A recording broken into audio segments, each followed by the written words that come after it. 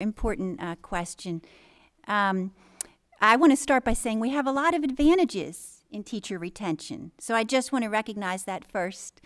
We need to stay with regular step increases and salary increases. A little while back we went 6 or 7 years, I think, without any step increases. It was just all frozen for 6 or 7 years. And when that happens, you have a real morale issue where employees, teachers just don't feel appreciated. So that should not, we need to do everything we can so that doesn't happen again. That's where you see the exodus. It's a morale issue, really big morale issue.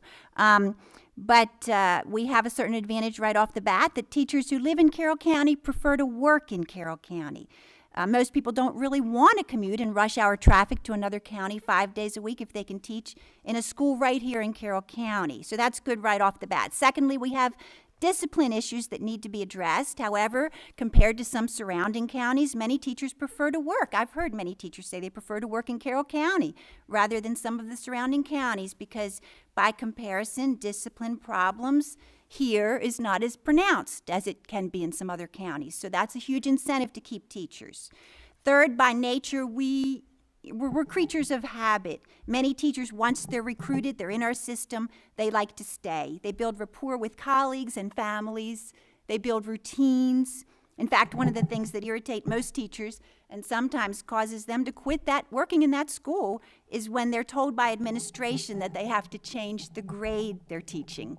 A lot of teachers don't like that. They want to stay in the same grade level even. We're creatures of habit, so if we can recruit and hire good teachers that already have a connection to Carroll County, we're well on our way.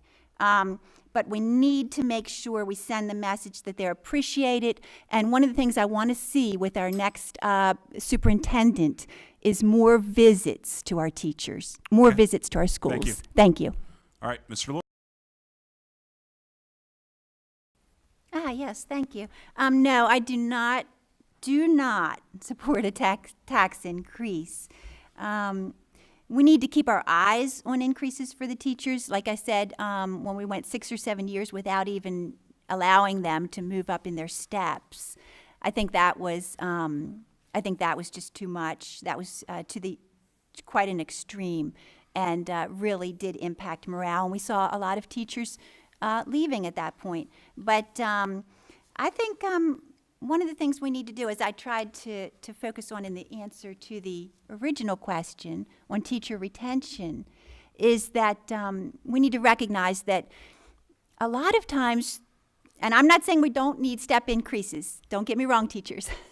What I'm saying, though, is likewise, a lot of times problems can be solved, or part of the solution is not money.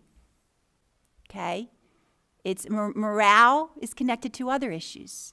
That's one of the reasons I said when we, hopefully we get a new superintendent, I'm hopeful that we can get better communication between our administration, our headquarters officials, to come more often into our schools, to walk through the classrooms, to shake hands with the teachers, to greet the students. And that goes, believe me, that doesn't cost a penny other than the gas it takes to drive a few miles. And that goes a long way to letting the teachers and staff know they are appreciated. And so that's what I will focus, one of my focuses.